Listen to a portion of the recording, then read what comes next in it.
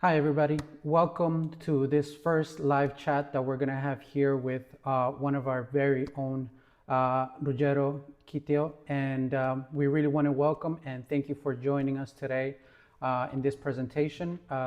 Today is going to be a very exciting day of learning and trying to understand what is going on in this crazy and fun world of design.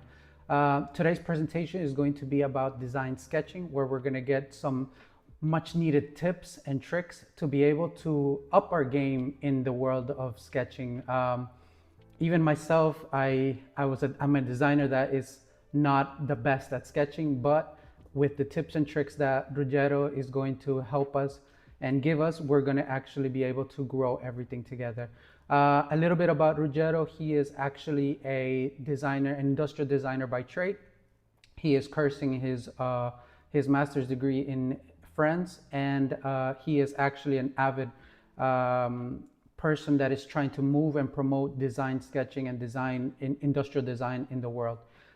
He has his TikTok account where he is actually getting quite a bit of recognition throughout the world, and he is able to gather a lot of people to be able to learn and get all these tips. And without further ado, I'm going to introduce you to Ruggero Kitio. Hi, Ruggero. It's a pleasure to have you here with us. It's lovely to see you once again. And please, if you can introduce yourself a little bit, it'll be great. Thank you, Jimmy, for that great introduction. So, hello, everyone. My name is Ruggero Kitio. I'm an Italian Cameroonian. Currently, I live in France, where I'm doing my master's in digital design. And from my bachelor's, I've fallen in love with the world of industrial and product design, and especially sketching. So I've actually done sketching a lot when I was younger, before mostly mostly in art and painting and drawing. And once I discovered this world, sort of design sketching for industrial and actually product design, that's when I really fell in love with this new way of approaching sketches. So throughout my experience being a student, I've had a lot of mentorship and I've learned a lot through my sort of studies. I did my bachelor's in Paris, where I did industrial and product design. And I've been able to acquire some cool skills and good skills as well that allow me to express myself in a good way through my sketches and convince the teachers, but also have my own sort of touch to sketching. So thank you very much. I hope you have a note with some papers if you want to sketch as well at the same time. It's my pleasure. And yeah, so I think we could start the presentation. Yeah, for sure. But first, before we start, we actually do want to thank all of our sponsors. In this case, Studio Volpi, Casina, Keyshot, Design to Product, and of course, Design Wanted, who are allowing us to do this sort of events to push forward the young students and young designers of the world, to be able to give them an actual voice in the world. And this is what this whole awards is about. It's about giving young designers and students a voice. So let's move on to your presentation. So go ahead, Ruggero.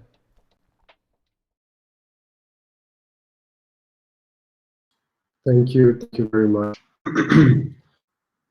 So today we'll be talking about design sketching, tips and tricks. I'm sure that most of you already understand what is design sketching as an industrial designer or product designer. So a little disclaimer, I won't be going into the very fundamental basics such as perspective and other things. The objective of this sort of presentation is to show you some tricks and some little advice that I've learned throughout the years that have helped me out in my different presentations, but as well how I approach design sketching, especially when I'm to design products, that are integrated in a scenario, being able to design something that is actually very understandable and clear. So we'll be going through different tips and tricks. Hopefully there are things that you have not seen yet and things that may help you with this sort of process. And then finally, we'll be going through a live drawing session where I'll be taking a piece of furniture and making you follow the sort of step-by-step process that it would take me to draw and to sort of illustrate the project. So it would be step by step, and we'll have sort of small explanations as well on why I'm doing certain things and not others, and a visual representation as well, so you can, if you want, follow along with a paper and a pen. So I'd like to start off with a question, why sketch is important, especially product design and industrial design. So I know that in our days, we don't necessarily like to sketch as much, or I know for myself, it's very easy to fall with these new technologies or even AI in some sort today, or even directly enter into like the render phase where we're actually going to the final product. And it's important to not necessarily skip these phases, mainly for design sketching, because it brings a lot of benefits and there are a lot of important and crucial information that we're actually missing out when we're not doing so. So the three main sort of quotes, the main quote, sorry, that I have approaching a lot of things, and here mainly design sketches, to explore and discover and finally to create. So design sketching is a way that we can explore new ideas, new thoughts, and new concepts. So we can figure out what is actually going on in our brain and how are we approaching the sort of problem that we're facing, such as for a brief, exploring thoughts and putting them onto paper for them to actually be tangible and real concepts.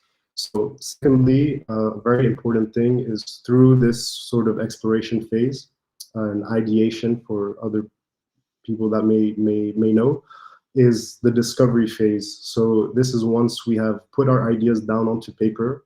This is when we have a sort of light bulb when we're sketching, and we tell ourselves, oh, this is a good idea. How could I evolve from this? What are some other solutions that I can bring?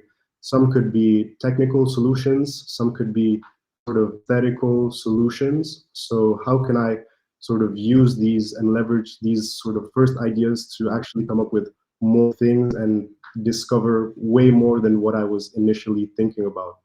Something important as well in industrial design, and I think design in general, is we encounter many problems during our sort of exploration, and these problems may also incite new questions. So we question ourselves and wonder, actually, once we have our drawing on paper, what could be a better solution? Or we wonder, yeah, this drawing is nice, but how could I expand on it? What is this really going to please my target client? Is it going to please the target user?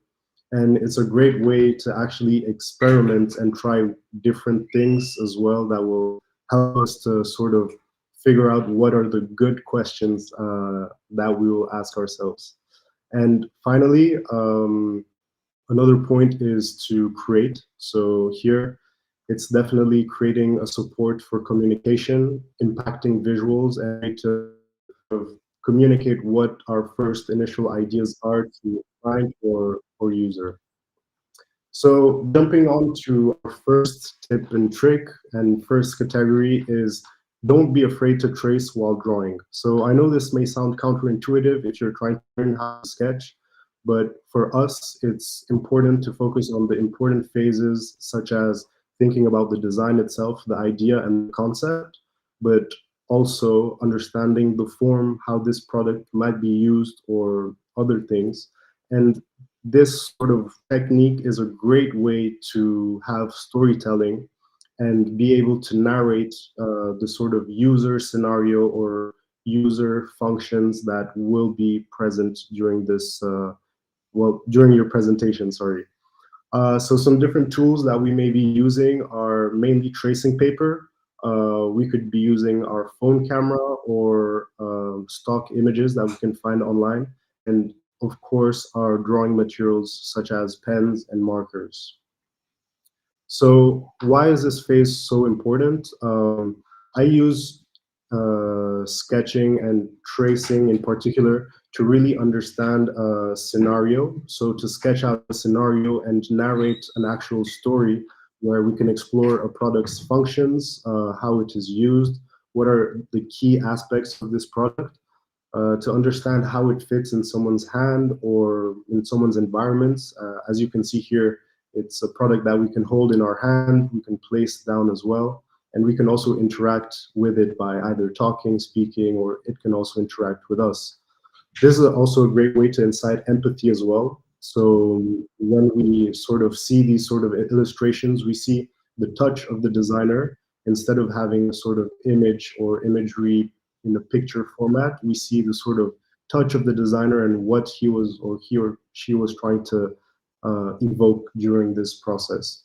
And another point is we understand product integration, which is actually super important when we want to understand the scale of the product, how it's going to interact with the user, and how it interacts with its environment. So to give you some examples and a sort of process that I use, here an example is a project that I had to do to reimagine the Kinder Surprise. In this case, we start with an image reference and a composition. So we think about what are the sort of aspects that I want to illustrate and evoke. And I sort of acted out with my phone, taking pictures, asking someone either to record me or not. And then I just come and compose them either in Photoshop or Procreate for people that know. And in different cases, we can either print it or use it directly digitally. So an important step here that could help is to using similar objects to position your hands in the certain way. So in this case, I used my earphones, sorry. And then finally, we come and put it in our drawing program to sketch out our outlines and finally have our product that stands out in the final drawing. Here, it's important to play around with line weights. If you can see, the outline of my hand is way more bolder than what is actually the details of my fingers. And it's really important to make it simple and not too over detailed. Another example here is mostly for a scenario sketch. So in this case, I would simply just think about what exactly my product does, what are the main functions, what am I trying to explain, if there's a part that is going to be folded open, or if it's something that I can hold in my hands. And then after, I will record myself. Actually, this, you could maybe look ridiculous doing this, but it has helped me so much during my sort of presentations, and especially drawing my user scenarios. So you sort of record yourself, take the stills of the images. So in this case, you can see me on the left. These are different cutouts that I put and organized together to then after retrace over them and integrating your product into it. So here it's, once again, important to stay very simple, have your own personal touch. Here, if you can see, I necessarily put the details of the faces. I usually color the shirt or the clothing of the person to make sure that it is one individual to another. And then I sort of come and play with hierarchy as well. So if you can see in the top right, my hand is way bigger than what is actually happening in the bottom left. So this could be a good way as well to sort of focus the attention on a certain and specific part of the design process. So other examples, now this is more of an analogical. So how can we bring these sketches to the real world, sort of, instead of being on a digital format? I suggest you get some tracing paper and print out some different images of actions that you want to represent.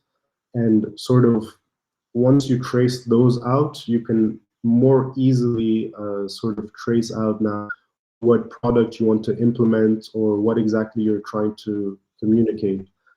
This is a great way to understand how your product actually maps around the body and how it's also interacting with the person with its sort of complex folds, features, and sort of distortion. And it's also a good tip as well to actually print out products that already exist, to retrace over them to understand perspective, but also just to add your own personal details to them that makes your product different. So now moving on to the second tip and trick. Here it's more focused on the ideation phase. It's on actually thumbnail sketching before doing bigger and more refined sketches.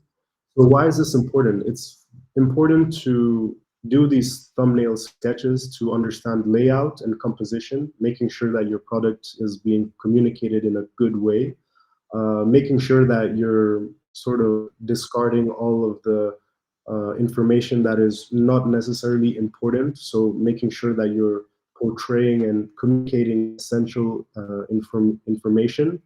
And it's also a way, of course, to be way faster with your ideas and way more efficient actually during the creation process. So different tools that could be used during this phase are Post-it note, pencils, and scrap paper. So if you can see here on the right, these are some thumbnail sketches that I do just to get a quick impression of what my product look like, what different features I can place where, and then finally I choose one, in this case, the one in the middle, that I also come to add a sort of detail of color to make sure that it pops out from the rest. So another example now is when I actually prepare my presentation boards, I always work on trying to make a layout that is at the same time comprehensible, nice to see, but also shows a sort of story that actually makes sense. So in the bottom left, we can see that we're really quick and dirty. So we don't really care of high fidelity sort of drawings. We just really want to know what sort of important details do I want to add to my product and what sort of important elements are good to have in what sequence as well. So from that, I usually scale it up. In this case, it's a digital sketch, but I usually scale it up, reorganize it, and clean it a little bit more. Think about how I can recompose these different elements so that it's a cohesive and understand sort of way. And then after, I come to draw every individual part of this. So for example, we have the hands that are using the same technique as I showed previously to actually show the sort of ergonomy and how the product is actually being used. I can come to retrace with much more cleaner lines, adding color to important parts. And then once again, it's also important to make sure that your sketches are clean and don't have too much detail. So in this case, leaving the hands white compared to the head would in some way put more importance on the product itself, and that is really what we're trying to do at the end of the day as a industrial designer. Finally, here it's when we are trying to create product boards or product details. Here it's very important to think about what are the technical details that I want to express. Why exactly do I want to express this? Does it tell a story? Does it tell a story, for example, in this case, does it tell a story about the grip of the shoe? Does it tell a story about the sort of cleats that it has? Does it tell a story about the inspiration that has come from this? Does it tell a story on the environment it's from, the inspiration, the different functions. So in this case, I would always draw small sketches always of my idea, and once again, being very rough with it, not hesitating to erase or to rub things out, then recomposing it and adding a little bit more color to understand what is the aesthetic effect from this, and then finally coming to work on the product way more cleanly as well, continuing with this sort of technique of tracing over initial sketches to really add the detail that is necessary for the sketch. So if you can see in the final composition, we have just retraced the different elements that we've had in the beginning and maintained this sort of clean aesthetic. And finally, and the thing that will push us into our live drawing session as well, is it's important also to note that different tools are more adequate for different stages in your design sketch. Why is this important? Because mainly we managed to get higher quality and we know the sort of evolution of our product. It's not always necessary to go straight to the final fidelity and going straight to your markers and colors and sort of trying to bridge everything together. But actually, it's important to take things step by step and make sure that you're being efficient in in the way that you're drawing, but also that you're maintaining and sort of proposing this good quality as well when we are actually a drawing. So some important tools that are necessary for this, we'll see more in the next slide. But some tools are alcohol markers, pencils, fine liners, pens, and black markers. I'd also like to make note, the tools that I'm going to show you are things that I personally use, but there are always alternatives to other sort of materials that do the same thing with the same effect. It might not be the same brand or anything, but I have had no issue at all, for example, using a big pen to using something more refined like a pilot pen. So I think that it's also important before going into what we're about to see to actually understand that the material that we're using doesn't necessarily matter in terms of quality, but in terms of and not in terms of brands as well. So you can manage to do all of these things with alternative solutions. So looking onto the different tools now that I'm speaking of and the different stages of the sketches, in my case, I like to draw in black and white. So the examples that you will see are mainly in black and white. But at first, it's important to have a foundation. So the sketching tools in the number one spot, sorry, are going to be pencils and light gray markers. So I'll show you some examples in a few, but these are great to lay out the first sort of geometry for our product and sort of the first bases such as perspective or general forms and shapes that will then allow us to retrace over them with much more confidence. So coming up right after that are pens such as fine liners, big pens, but also just fine tip pens, mainly black pens, but I think other pens as well could be necessary depending on what sort of effect that you're looking to create.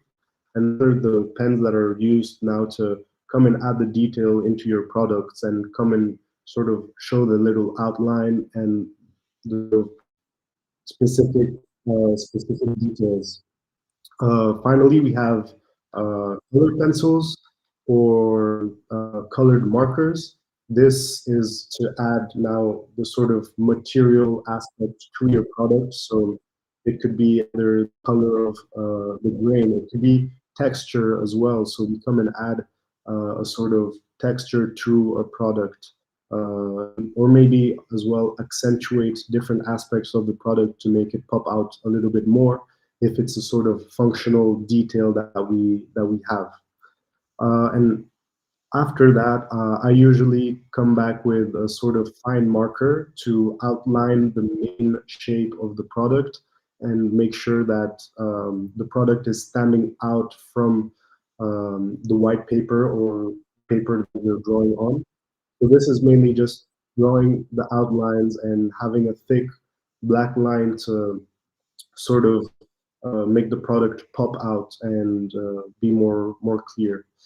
And then finally, for very rendered rendered sketches, I would come with a highlight pen to sort of highlight the points where the light is touching the product, where it's at the brightest form, but also to come and sort of have a contrast and a play with the darker areas that are actually makes the product more dynamic and more 3D. We can understand the form way better.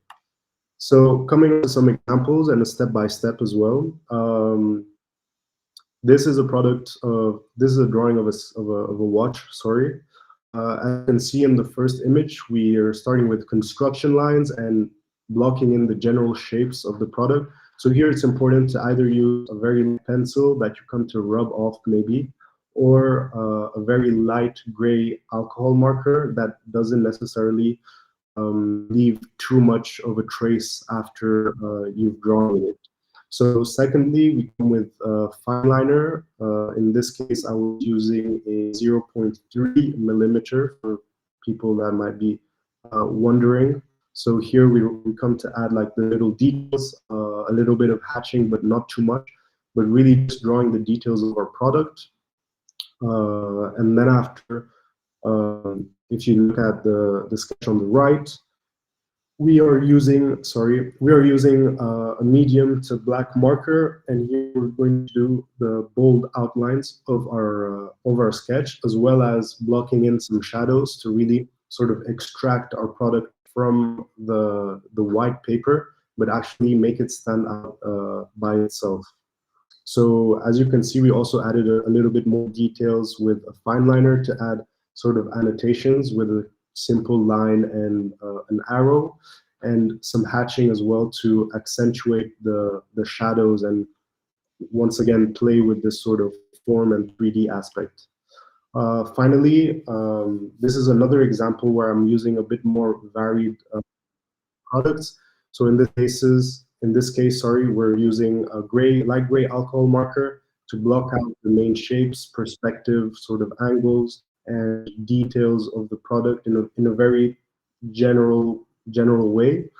And then after we'll come step by step by first outlining with our fine liner, then adding a little bit more shading in terms of shadows with another gray marker, and then now working with our highlights. In this case, I was using a highlight pencil.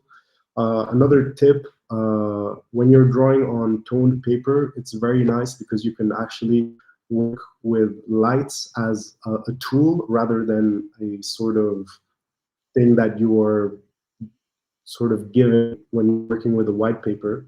So here you can come and play with the lighting a bit more, and then finally I finished it off with a dark medium marker to sort of have the outlines and the general shape of the product and make sure that it pops out from the background.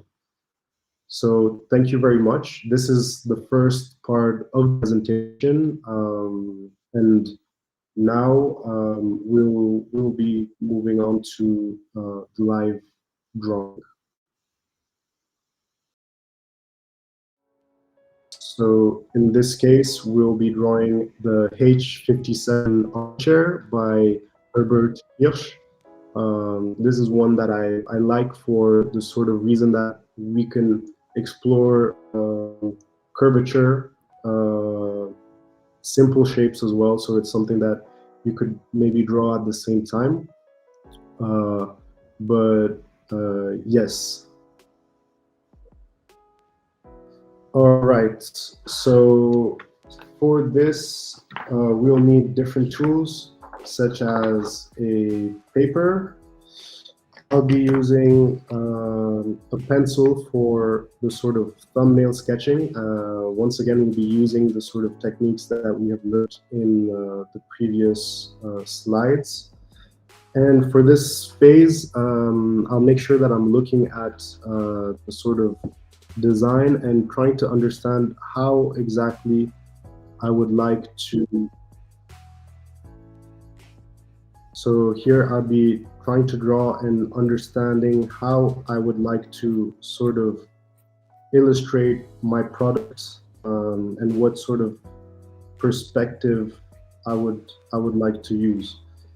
So for these sort of drawings as well, it's important to understand the shape of the product. So in this case, I will be drawing a face view of it that we have in the presentation, just to understand the sort of main shapes that will be then translated into the perspective. So we have the sort of curvature that comes from the armrests. We have a little arched backrest and a extra thickness with as well the cushion where you sit. And then we have as well the sort of legs that have this shape. It's also good sometimes to understand the different shading. If we have a piece that is going inside with this sort of curvature, in this case, it's interesting to sort of highlight this by having a little bit of shading going on. So once you do this, we can understand how this product will actually be integrated in a sort of cube that will be drawn in perspective as well. So most of the times when sketching, I like to have this side view, at least one side view, to understand the sort of shapes, and then I can be able to then now implement this in a sort of perspective view, sort of translating what I'm seeing here to now my cube. So in this case, we see that the legs are not going till the edge. We know that the backrest is a bit elevated, so we have a sort of curvature as well. And then drawing the curves are much easier and simpler because we have the sort of foundation lines. So referencing as well from time to time my image, we know that the back has this sort of curvature, and then we can also add some different thicknesses as well. It's important as well when we're sketching to understand that we know the form of the chair or a product, so it's sometimes important as well to sort of sketch like if you have X-ray vision. It's a cool way to sort of see through the product and understand the different thicknesses that might be going on behind the product that are actually hidden by the camera. So in this case, we have our initial sort of sketching. Mind you, we're always sort of we always have these sort of always have these sort of thumbnail sketches that will help us to figure out what sort of composition we want to explore during our sketching phase. And it's super important to remember to stay quick and dirty, because we're not creating anything too high definition, and it's a way that we can use to sort of understand the product and understand what key features we actually want to represent. So yeah, definitely, for sure.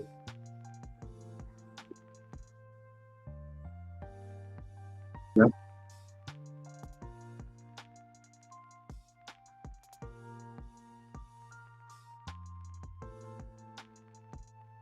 So thank you very much.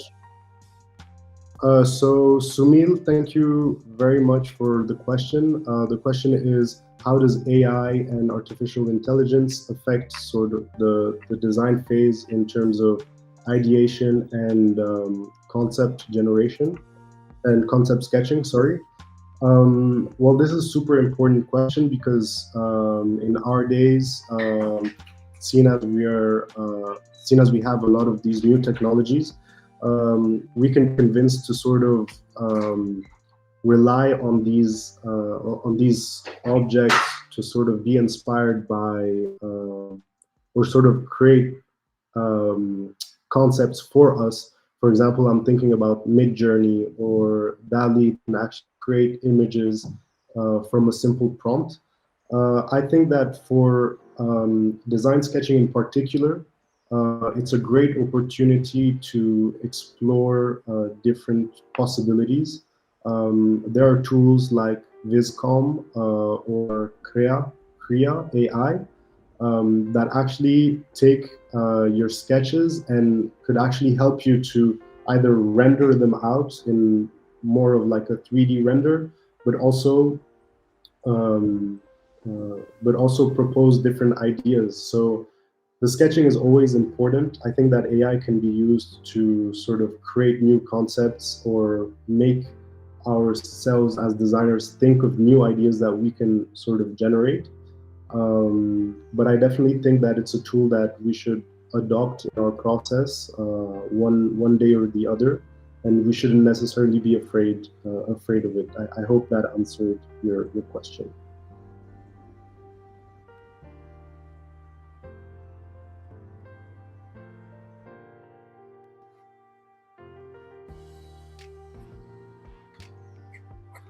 So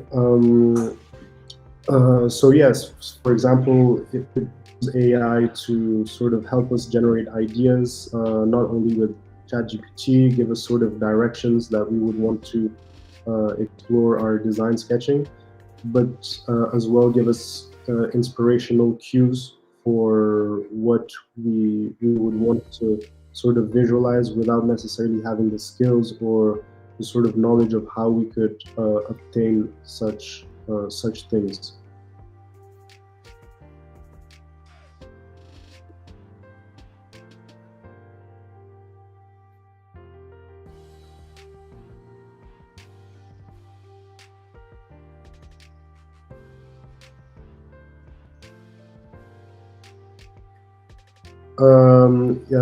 Yes. So we have a question from B. What are some content creators that I could suggest? What are some content creators that I can suggest? Sorry, to learn design sketching, but also design in general. I can suggest Gray Does Design. Jimmy, please tell me if. Sorry, Gray Does Something. Which is actually one of our judges this year for the IDES Awards contest 2024. Other designers, YouTubers, and content creators are Sketch a Day that you can check out. They're on YouTube. There's another designer called D2LO. So D2LO, so the design sketching, as well as mainly with sneaker design and product design. We have another one called Sam Does Design. We have Marilio. Murillo. Uh, Sorry, we have John Murillo that is actually not necessarily design sketching, but explores the sort of concept of design through different things, such as how design is evolving, how companies are using design, and its evolution in time. And he also has a great video actually on AI, where he is doing a sort of look at what are different ways designers can actually integrate AI in their process. Um, another TikToker that I follow is Kai Betterman. So his name is Kai B. So KAIB. Very cool creations. This is more of sort of quick sketches, explorations. He sometimes does some prototypes for different products as well. And that's really nice to see in more of a sort of student perspective. And off the top,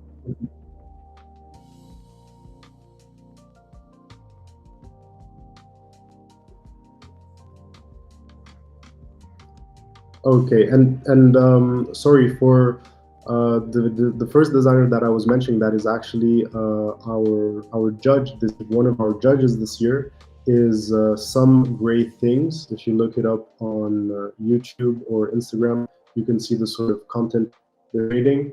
And another one that I personally like a lot is Nick Baker. So Nicholas Baker. He does content creation around sort of VR and new technologies. So he explores how he uses his VR headsets to actually create products and manufacture them, but also how to use prototypes and use prototypes as well for for his processes. Sorry. So So to continue the sketches, I think that we've had enough sort of thumbnails. We could move on to sketching it in a sort of bigger scale. So I'll make sure that I have the same sort of perspective as one of the drawings.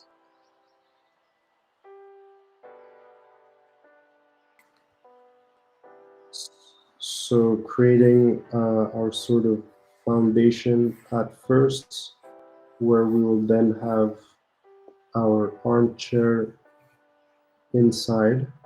So these are main perspective rules, with our vanishing points that are actually heading outside of the paper. I'll put some little arrows just to understand that direction. And then we'll come and add our general general shapes of our products. So here we have a sort of trapeze. Let me make sure that I make this a little bit wider. We have our back rests. That is in an arced sort of an arced shape.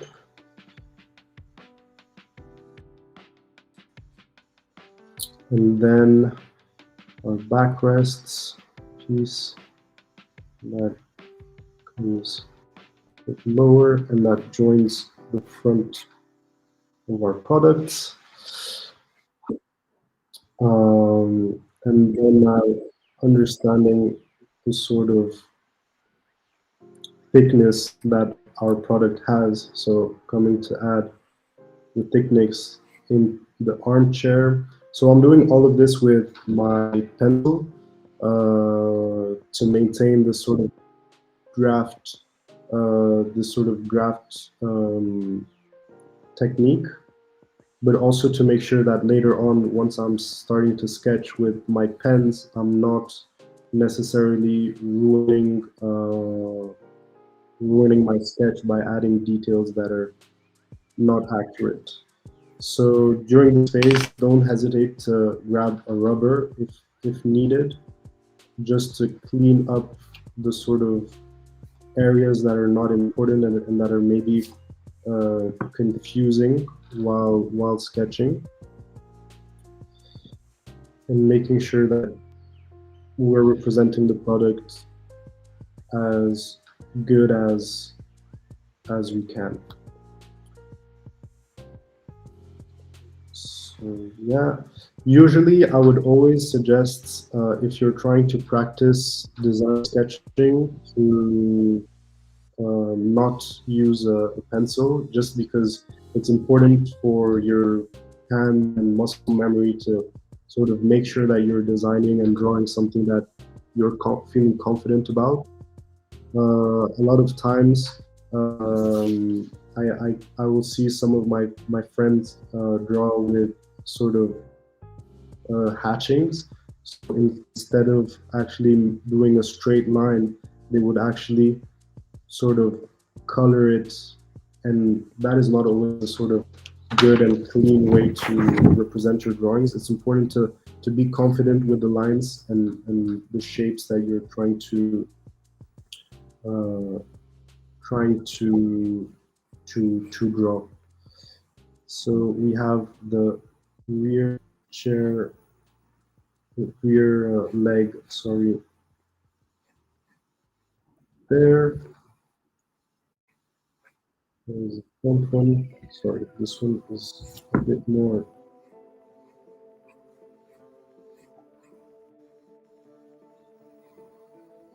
So we have the rear chair and rear leg, sorry, in the front one.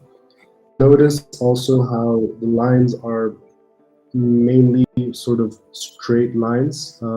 It's important to always try and do some short and quick lines that maintains this dynamic feeling. So once we have these in place, we can now start thinking about the thickness that goes to the cushion. And remember, once again, we can imagine what the cushion looks like through the armrest. Usually we won't be able to see this, but seeing as this is the construction phase, it's all right.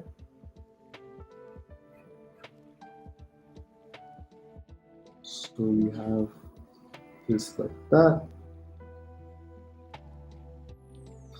Another thing that's also very important as well while doing the sketches is to sort of understand section lines. So in this case, this helps us understand the geometry of the product and how how it sort of wraps around the shape. So in this case, I can come and add some different section lines, is what we call them, to sort of add this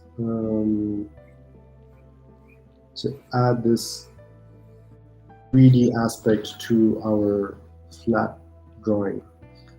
So once we feel good about how our product is looking in a general sense, we can come to erase just a little bit, lightly erase the drawing.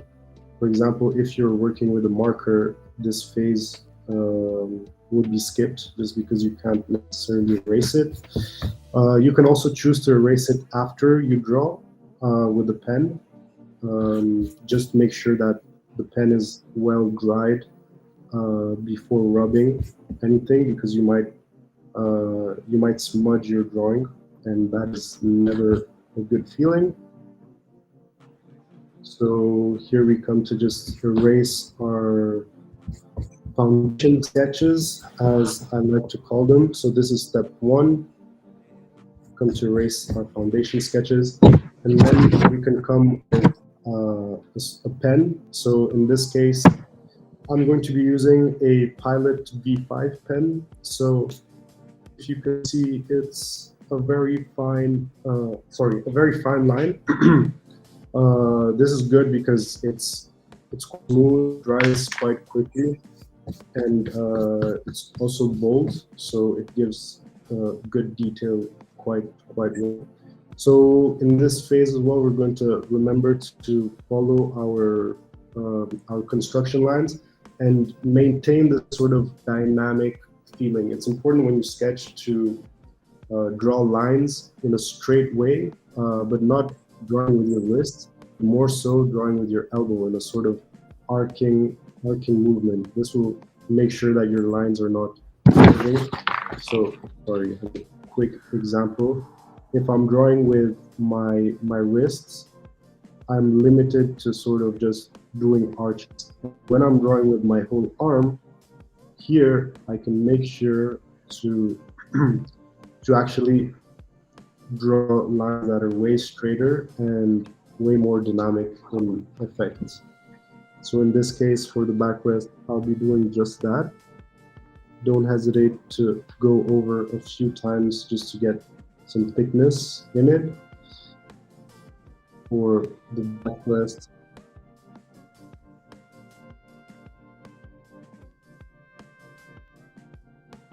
okay, so for this step, I will just go a little bit faster. If anyone has some questions, really don't hesitate to ask. Um,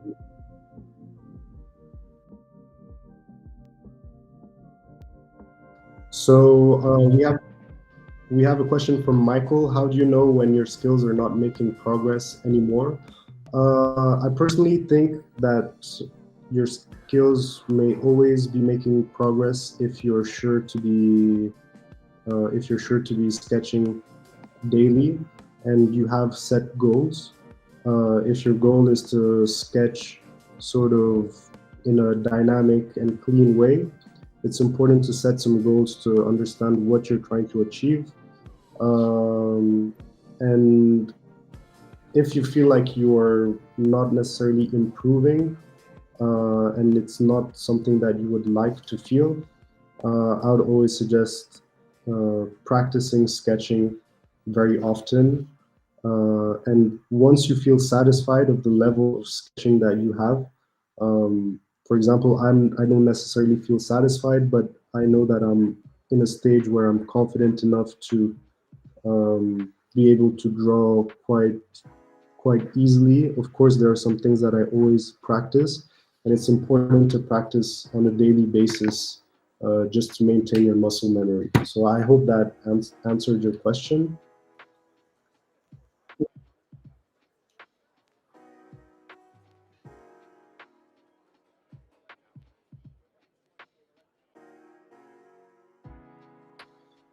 So we have another question of, sorry, could you repeat the question? From HRLD, could you tell me?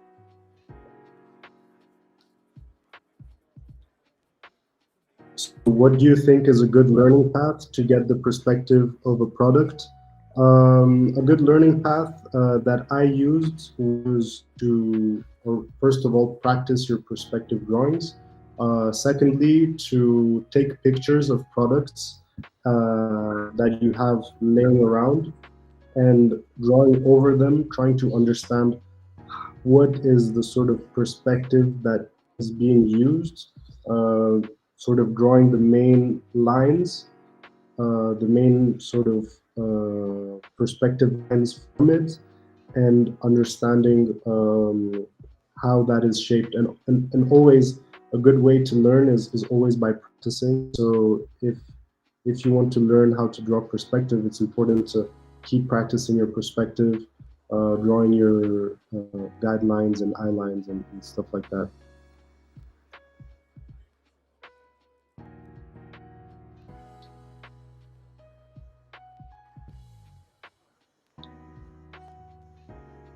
So for finally, I'm going in with my marker, just outlining the edges of the product. And in this case, I'm just making sure that I'm maintaining the bold sort of feeling. and then we can sort of draft out very quickly a shadow that is generated by the product, and that would be the end of this live drawing session. So I will do that. So from here, understanding the parts that are touching the floor pane.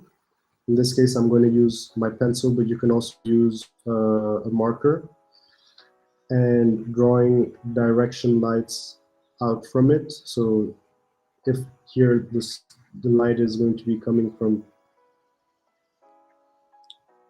this direction, sorry. And so all of our lines are actually following this sort of path.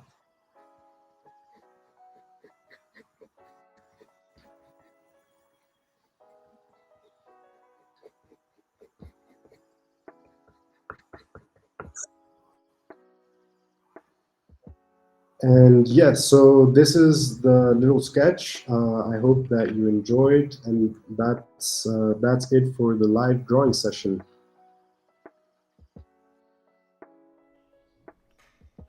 Thank you so much, Ruggero, for the whole great explanation and for actually making us learn these nice tip and tricks that you were able to give us. I think that it's important from a perspective of a designer to understand these sort of concepts of lighting and understand the shadows, and also understand the use of different types of pens that actually facilitate the way that we're sketching and the way to communicate our product every day on the way that we do and we express our products that are in our mind. I think a first step for the actual design path is to actually express our ideas. I think it was a great session. I really want to thank you for joining us. And more than anything, I want to remind everybody that using tools, and this is to answer a bit of the question from before, using tools that help you to create, like AI, that are modern, it's important. I think that it's really important for us to learn how to use them and not to be afraid of them, but at the same time not to abuse them, and to be able to actually use them responsibly, use them for ideation, use them for creation, not just use them as a replacement of us as designers. And having said that, I think we can pretty much conclude this great live with you, Ruggero, and we really want to thank the people that joined us today. One of the important things that we want to remind everybody is that the contest, the IDES Awards, is on right now, and you are more than welcome to join and to show us what you have, your product, from the student side as well as the young professional side, from the participating universities, as well as open to anybody around the world. Please do visit our website, idesawards.com, so you can get more information and understand better what this whole award is about, and how you can get amazing opportunities to work in studios here in Milan and also in China. And yeah, with that, thank you so much, Ruggero. I really appreciate your time. Thank you very much for inviting me.